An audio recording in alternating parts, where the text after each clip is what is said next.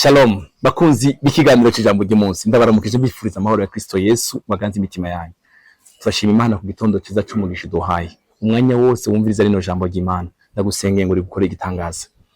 Ndabashimiye cyane ngine muri gukurikira ibiganiro byacu. Yesu abahezagire. Ijambo ry'uyu munsi cyanditse mu gitabo cya Yohana, ubutumwa bwiza uko bwanditswe na Yohana, igice cya 4 umurongo wa 50. Hari ijambo riri ku mutima wacu rivuga ngo yizera ijambo Yesu akubwiye. Aravuga ngo Yesu aramubarira ati niwigire umwana wawe ni muzima. Niwigire umwana wawe ni muzima. Umwana ntabwo yararaho, Yesu yaravuze ijambo. Uwo muntu yizeye ijambo Yesu amubwiye aragenda. Mwumve neza, uwo mugwayi ntabwo yararaho, ntabwo Yesu yamurambitseho ikiganza, oya, yamubwiye ijambo. Haleluya, yamubwiye ijambo. Uwo muntu yizera ijambo Yesu amubwiye aragenda.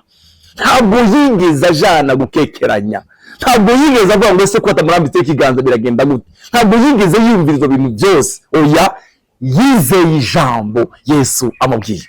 Abandimwe mureke mbabwire, ibyo jambo Yesu yavuze tubarifise none, nibyo Bibiliya utunze, n'iryo jambo iryo bire yawe, bijya n'iryo jambo ugomba kwizera kuruta ibindi bintu byose, kandi ukavyizera udafise gukekeranya, udafise gukekeranya. Umva icyashikiye umuntu cyakoze ku mutima cyane. Haleluya. Ariko aramanuka ari hafi y'umuhira, abantu baramusanganira bati umwana wawe ni muzima. Haleluya. Abantu baramubwira ngo umwana wawe ni muzima. Abasiguza cagihe yatanguye koroherwa, baramubwira bati ejo ku isaha ndwi niho umururumbo wamuvuye, bamubwiye n'isaha, ya saha nyine Yesu umva, ya saha nyine amaze acamenya ko hari muri ya saha nyine Yesu yamubwiyemwo ati umwana wawe ni muzima. Arizera ubwiwe nabo mu rugo rwiwe bose. Haleluya. Arizera ubwe nabo mu rugo rwiwe bose.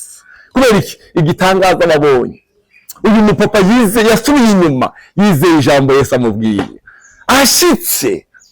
Haleluya. Ngabajije isaha yakiriye, basanga ni ya saha nyine Yesu yavuze ijambo, ya saha nyine Yesu yavuze ngo umwana wawe ni muzima, ngo yizere ijambo Yesu amubwiye.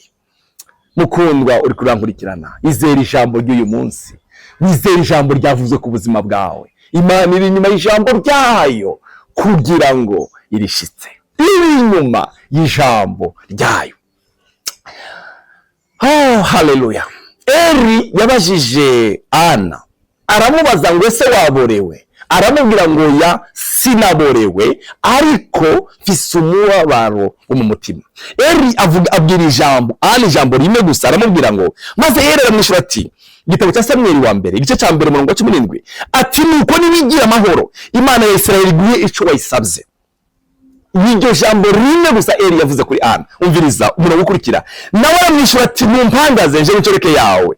Maze uwo mugore yigiye araheza ararya, ntiyasubira kwirabura ni gukundi. Yizeye ijambo abwiwe. Haleluya. Yizeye ijambo abwiwe, kwirabura ntigwa tikwasuye. Ntabwo uwo mwanya yakiyasama, oya, yakiyasama uwo mwanya, oya. Barakeye, barasenga, barataha. Mu gitabo munsi aravuga ngo baragenda bashyitsi Rama, umugabo wiwe aramurarira, arasabona gusama, ariko kwirabura nigwa kwaheze umwanya yumvise ijambo. Bene data, igihe cyose wumva ijambo ryakira n'umutima wizera, Imana iri inyuma y'ijambo ryayo kugira ngo irishitse. Iri jambo ry'uyu munsi ndashaka guhindura ubuzima bwawe. Ndakwinginze umwami Yesu akuremera umutima wizera. Wizera iki? Wizera ijambo.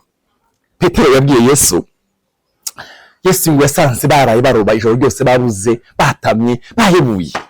igice cya 5:5 muri mu gitabo cya Luka aravuga ngo Simoni aramwishyura ati erega mwigisha twakeshishije ryose twatamye ntacyo twafashe ariko kubw'ijambo ryawe ndaterera insenga babigize barufi nyinshi cyane insenga zabo zigomba kugira gute gucika bizera ijambo Yesu amubwiye.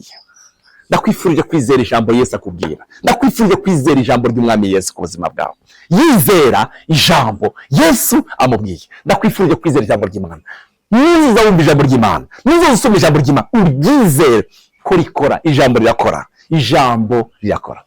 Yesu aguhezagire, Yesu aguha umugisha. Umaze igihe kirekire ufite umutwaro ukwemereye, Yesu agukorera igitangaza. Wizera ijambo ryiwe.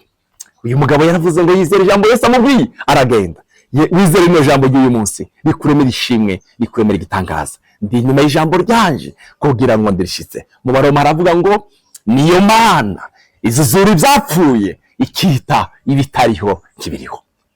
Biza umutwaro wawe dusengane nawe ufite umutima wizera Yesu agukora igitangaza.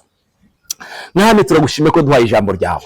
Dawidi yarandise aravuga ngo ijambo ryawe n'izina ryawe wabidurugije ubirutisha ibintu byose. Ndagushimye ko dufite ijambo, iryo jambo Mwami niryo senze. Uyu muntu yizeye ijambo Yesu amubwiye, nanjye ndasengeye uyu muntu yizere rino jambo. Ijambo rirakiza, ijambo rirabohora, ijambo ririrura.